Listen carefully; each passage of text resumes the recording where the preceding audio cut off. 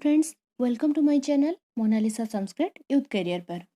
दोस्तों, जैसे मैं आप लोगों को फर्स्ट वीडियो में स्वर संधि के भेद के बारे में बोली थी कि उसके कुल मिलाकर 8 भेद होते हैं और उनमें से भी अभी तक हमने 6 संधि पढ़ चुके हैं।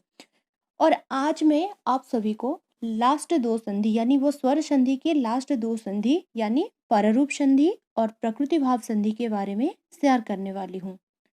तो दोस्तों, वीडियो स्टार्ट करने से पहले आपको अगर मेरा वीडियो अच्छा लग रहा है तो लाइक शेयर करना ना भूलें और अभी तक आपने मेरे चैनल को अगर सब्सक्राइब नहीं किया तो जल्द से जाकर सब्सक्राइब कर लीजिए। तो चलिए दोस्तों, आज के इस वीडियो को स्टार्ट करते हैं। तो देखिए, पररूप संधि। पररूप संधि का क्या नियम है ना, उसका ये नियम कह रहा है कि अकारांत उपसर्ग के बाद अगर ए या ओ से शुरू होने वाली धातु हो तो उसके स्थान पर ए अथवा ओ आदेश होता है।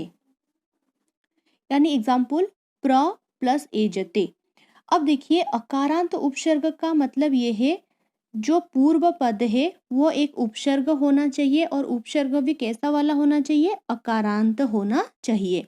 और ये जो ए ओ से शुरू होने वाले धातु अर्थात जो धातु रूप हमारे होती है, जैसे पठ धातु, गम धातु, ये सब क्या है, जैसे पठ धातु से पठती, पठता, पठंती ऐसा रूप चलता है ना, तो वो पठती यानी प से शुरू हो रहा है।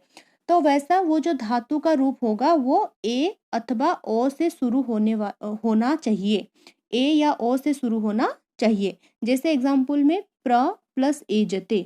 अब देखिए, प्र है एक अकारांत उपसर्ग है और एजते ए से शुरू होने वाली एक धातु है, तो उसके स्थान पर क्या होगा, अब ये जो अ प्लस ए उसके स्थान पर ए हो जाएगा, तो प्रहलंत प्लस अ। अब ये जो प्रहलंत अ ये हो जाएगा प्र। अब यानी ये अ नहीं रहेगा और आगे प्र होने के बाद और नहीं रहेगा, फिर प्रहलंत प्लस ए हो जाएगा, तो क्या हो जाएगा यहाँ पे प्रहलंत एजते प्रेजते। वैसे उप प्लस एजते उपेजते। उप एक ये भी एक अकारांत उपसर्ग है और ए से शुरू होने वाली धातु है, तो इसके स्थान पर उप के जगह में उप के बाद ये ए जो है ए उप में आ जाएगा, तो उपेजते। वैसे अव प्लस एही।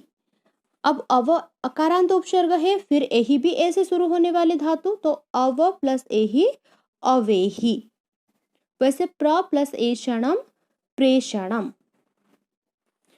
तो जैसे अभी तक हमने ए से शुरू होने वाले धातुओं को देखा, अब देखिए ओ से शुरू होने वाली धातु यानी उप प्लस ओसति। एग्जाम्पल है उप प्लस ओषति, यहाँ पे ओ से शुरू हो रहा है धातु, तो उप एक अकारांत उपसर्ग है, फिर ओषति ओ से शुरू होने वाली धातु है, तो अब ये अ और ओ के स्थान पर ओ ही आदेश हो जाएगा। जैसे उप प्लस ओ प्लस शति उपोषति, यानी ये अ और ओ के स्थान पर ओ आदेश हो गया, तो उपोषति। वैसे कुछ एग्जाम्पल और देखिए, प्र प्लस ओषति प्रोषति। अब ये प्र अकारांत उपसर्ग है और ओ से शुरू होने वाली धातु, यानी ये प्र के बाद ये ओ जो है ये प्र में मिल जाएगा, तो हो जाएगा प्रोषति। वैसे अब प्लस ओषति अवोषति। तो दोस्तों, ये था हमारे पररूप संधि। अब अगला संधि जो है यानी स्वर संधि का अंतिम संधि प्रकृति भाव संधि। अब देखिए, प्रकृति भाव संधि जो है इसका क्या तात्पर्य है। प्रकृति भाव संधि यानी संधि के नियम लागू होने पर भी जब संधि ना करके उसे प्राकृतिक रूप में ही रहने का विधान हो तो उसे प्राकृति भाव संधि कहते हैं। यानी प्राकृतिक रूप रहने का मतलब है जैसा को वैसा ही रहना, उसका कोई भी परिवर्तन नहीं होना। यानी जो पूर्व पद और उत्तर पद जो भी होगा उसमें अगर संधि का नियम के हिसाब से अगर संधि भी कोई दूसरा संधि भी लागू हो रहा है नियम के हिसाब से, तो भी अगर हम संधि नहीं कर रहे हैं तो उसको बोलेंगे प्रकृति भाव संधि, यानी उसमें कोई भी परिवर्तन नहीं होगा। तो अब ये बात आती है कि ये जो प्रकृति भाव संधि हम कहाँ पर करेंगे। वैसे नियम के हिसाब से तो हम देखेंगे कि कोई दीर्घ संधि हो रहा है, कोई गुण संधि, कोई वृद्धि संधि, ऐसा आ रहा है। तो कहाँ पर हम कैसे नियमों को हम नहीं करेंगे। तो अब देखिए इसके कई सारे नियम हैं, एक एक करके मैं बताती हूँ आप लोगों को। उसका पहला नियम ये है कि प्लूत के बाद अगर कोई भी स्वर हो तो वहां पर प्रकृति भाव ही रहेगा, मतलब उसमें कोई भी परिवर्तन नहीं होगा। तो अब ये बात आती है कि ये प्लूत क्या है।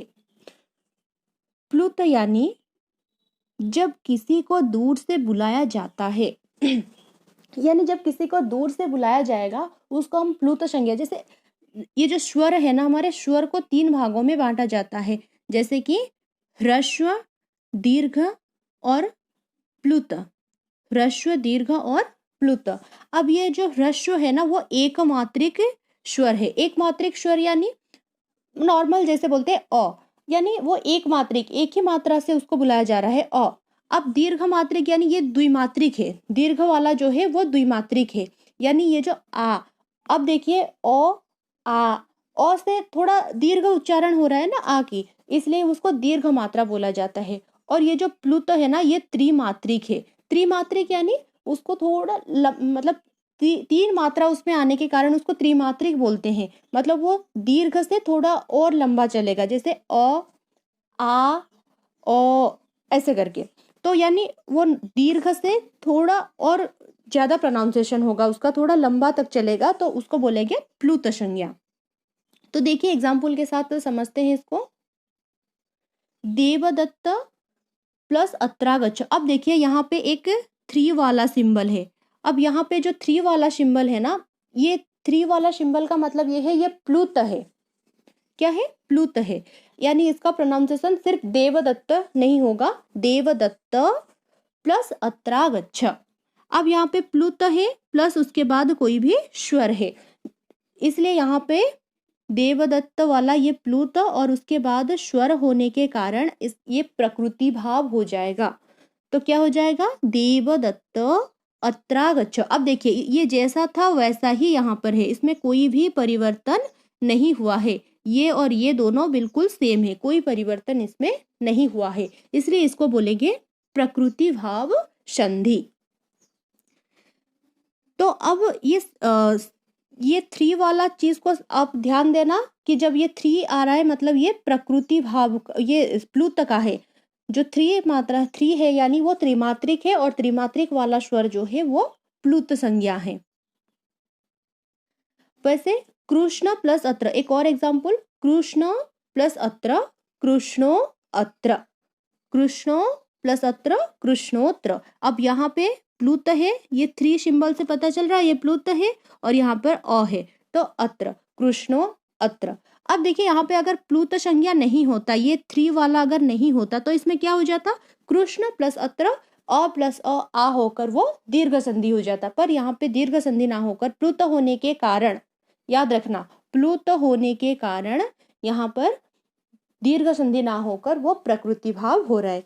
तो पहला संधि, ये जो प्रकृति भाव संधि है इसका पहला नियम ये है, अगर प्लुत के बाद कोई भी स्वर आ रहा हो तो वहां पर प्रकृति भाव संधि होगी। अब देखिए उसका दूसरा नियम। दूसरा नियम ये कह रहा है कि प्रगृह्य के बाद अगर कोई भी स्वर आ रहा हो तो वहां पर भी प्रकृति भाव संधि होगी। तो प्रगृह्य संज्ञा क्या है? प्रगृह्य संज्ञा यानी यदि किसी शब्द के अंत में बड़ी ई अथवा बड़ा ऊ अथवा ए हो और वह द्विवचन शब्द हो तो ऐसे शब्दों की प्रगृह्य संज्ञा होती है।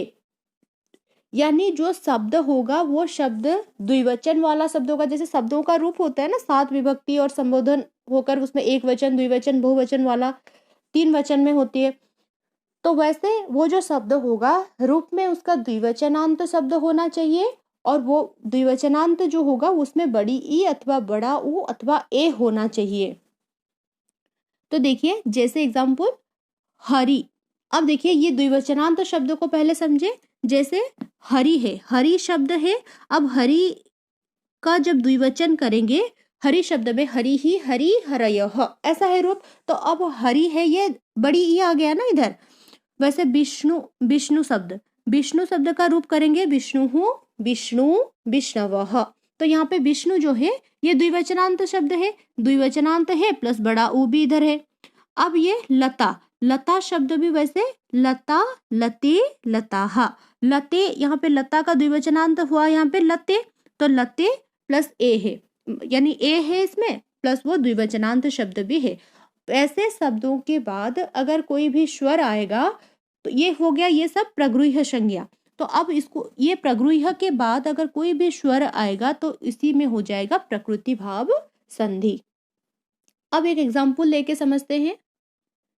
हरि प्लस एतु, हरि एतु। अब देखिए हरि जो शब्द है वो बड़ी ई है ना, इस पे हरि में बड़ी ई है, प्लस ये जो हरि है उसका मूल शब्द से, हरि शब्द से हुआ हरि, यानी वो द्विवचनांत शब्द है। हरि ही, हरि, हरयः द्विवचनांत शब्द है, प्लस बड़ी ई भी है, प्लस उसके बाद कोई भी स्वर है, ए है, ए यानी ए एक स्वर है, तो यहाँ पे हो जाएगा हरि एतु। इसमें कोई परिवर्तन नहीं होगा, वो जैसा को वैसा ही होगा, हरि एतु।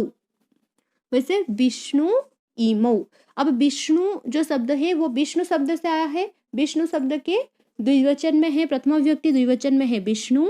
अब द्विवचनांत शब्द में विष्णु प्लस इधर यह स्वर है ईमौ, विष्णु ईमौ, जैसा को वैसा ही होगा यहाँ पर विष्णु ईमौ।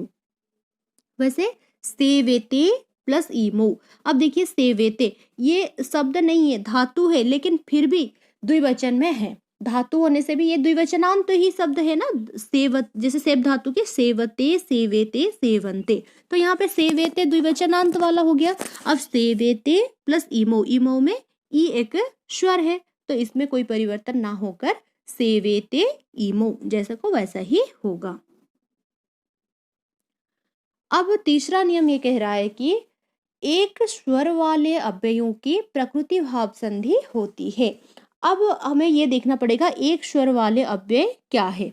एक स्वर वाले अव्यय यानी जैसे एग्जाम्पल देखिए, ई प्लस इंद्रः, ई इंद्रः, उ प्लस उमेशः, उ उमेशः, यानी यहाँ पे ई और ई होने से यहाँ पे बड़ी ई हो जाती दीर्घ संधि के हिसाब से, इधर उ और उ के जगह में क्या हो जाता, इधर उ हो जाता, लेकिन फिर भी यहाँ पे दीर्घ संधि ना होकर प्रकृति भाव संधि होगी। क्यों? क्योंकि ये एक स्वर वाले हैं। एक स्वर का मतलब ये है कि ये जो हमारे पूर्व पद है ना, इधर देखिए पूर्व पद, ये रहा पूर्व पद, ये हमारा नियम क्या था, पूर्व पद के अंतिम वर्ण के साथ उत्तर पद का पहला वर्ण का मेल होता है, लेकिन यहाँ पे पूर्व पद का अंतिम वर्ण क्या, ये तो पूरा पद ही एक ही स्वर वाला है। यानी सीधे से ये बात है कि अगर कोई वर्ण हो रहा है, कोई स्वर वाला सिंगल हो रहा है, मतलब वो स्वर होगा और वो एक मात्रिक वाला हो रहा है, एक ही स्वर, वो कोई पदों में नहीं आ रहा हो, वो अलग से सिर्फ वही एक ही स्वर आ रहा हो, उसके बाद अगर कोई स्वर के साथ आ जा रहा है तो उसमें प्रकृति भाव संधि होगी। जैसे ई आ गया इधर, ई ये कोई पदों में नहीं, ये एक स्वर वाला है, और इधर ऊ भी एक स्वर वाला है, तो इसलिए ये दोनों में कोई परिवर्तन ना होकर जैसा को वैसा ही होगा। यहाँ पे दीर्घ संधि नहीं होकर प्रकृति भाव संधि ही होगी इधर। अब देखिए चौथा नियम, प्रकृति भाव संधि के चौथा नियम, इसका चौथा नियम ये बोल रहा है कि यदि अदस शब्द का अंत में बड़ी ई अथवा बड़ा ऊ हो और कोई भी स्वर हो तो उसके स्थान पर प्रकृति भाव संधि होगी। यानी जो अदश शब्द है उसका अंतिम में जहां पे बड़ी ई और बड़ा ऊ हो वहां पे प्रकृति भाव संधि होगा।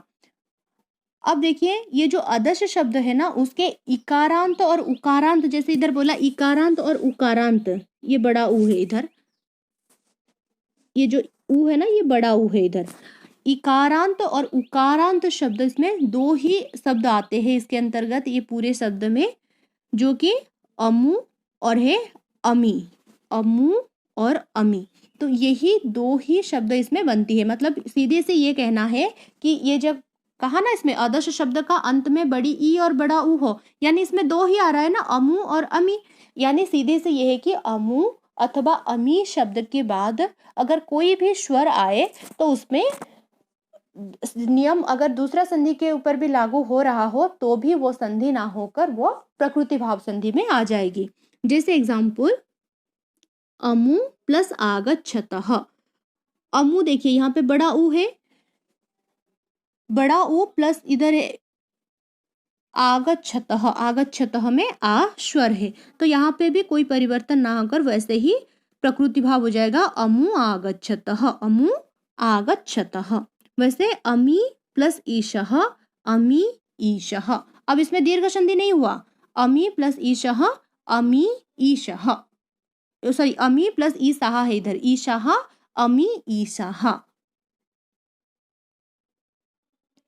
तो दोस्तों ये था हमारे पररूप संधि और प्रकृति भाव संधि। इस वीडियो में हमारे स्वर संधि कंप्लीट हो गया है। नेक्स्ट वीडियो में मैं आप लोगों के लिए व्यंजन संधि के बारे में वीडियो बना के लाऊंगी।